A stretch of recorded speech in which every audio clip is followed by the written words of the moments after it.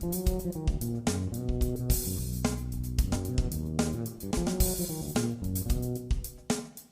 devastating Soweto riots and their aftermath have shocked South Africans, black and white, into hard recognition of their country's complex race relations. In and around the townships and shantytowns, pupil power, black power and rampant hooliganism have exploded into a bloody conflagration which has so far left over 100 dead and which will cost the country an estimated 50 million rand. The student riots of 1976 was one of the factors that brought the apartheid to its knees. Nelson Mandela, the leader of the anti-apartheid movement, was arrested in 1962, and his political party, the African National Congress, was banned.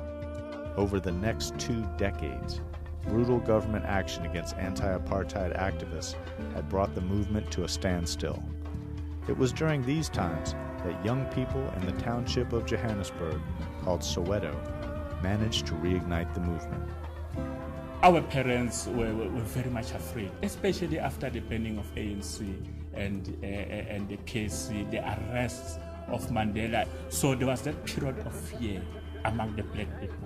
So no one wanted to involve he or herself in politics because he knew the consequences thereafter. There was this torture, there was this arrest from the police and so on.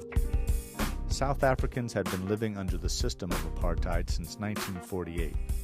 Citizens were divided by race and kept separate through an elaborate system of laws that governed all aspects of daily life. Even though black people were in the majority, they were denied the right to vote in national elections. The educational system was designed not to educate young black students as intellectuals or professionals, but instead to prepare them to serve the privileged white upper class.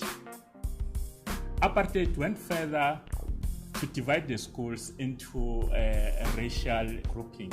There were white schools and there were black schools that were divided ethnically. Well, of course, the white schools were so advantaged with so many things, especially in terms of resources. They had all the resources as compared to the black schools in Soweto. In 1974, the apartheid government issued a decree that Afrikaans would be the language of instruction in all South African schools. Afrikaans was the language of the white Dutch minority, and though it had been taught as a foreign language in black South African schools, most subjects had been taught in English or the students' native languages. The decree forced teachers to teach all subjects in Afrikaans. It was a chaos in our schools. Some our teachers would come in, have a Afrikaans dictionary, and come and teach us. They could not even understand what they were teaching themselves. The decree enraged students, who began to show their discontent. One student wrote an editorial in The World, a Johannesburg daily newspaper. "Our parents are prepared to suffer under the white man's rule. They have been living for years under these laws, and they have become immune to them.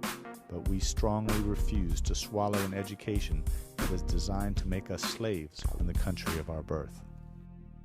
On June 16, 1976, between 15,000 and 20,000 students in Soweto poured out of their classes and marched in their school uniforms.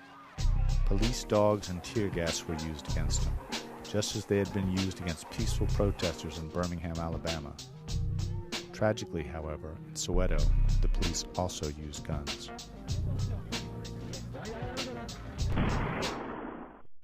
Now, the aim of this march was to pledge that solidarity and sing the national anthem, then go home.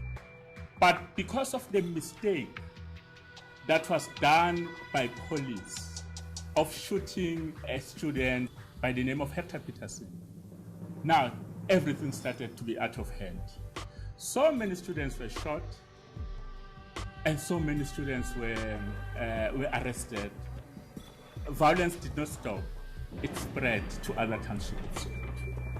Riots continued across the country for the rest of the year, during which time students set fire to government buildings and other symbols of the apartheid regime. It was a spark that rekindled the fight against apartheid. Nelson Mandela wrote about the student uprisings from his prison cell on Robben Island.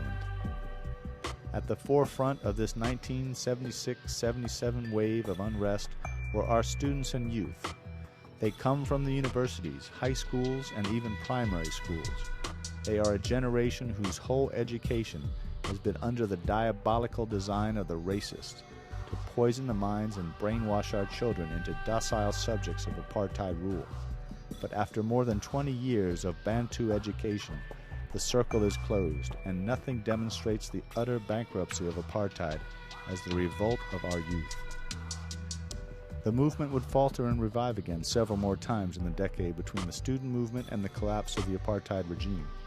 However, the black majority continued their struggle for equality and eventually triumphed. Today, I'm a teacher. Through the struggles of South Africa, if those unrest did not take place, I wouldn't be here. The history of that time shaped my career, it shaped my behavior, it shaped my ideas, that I can know that another person is a human being as well.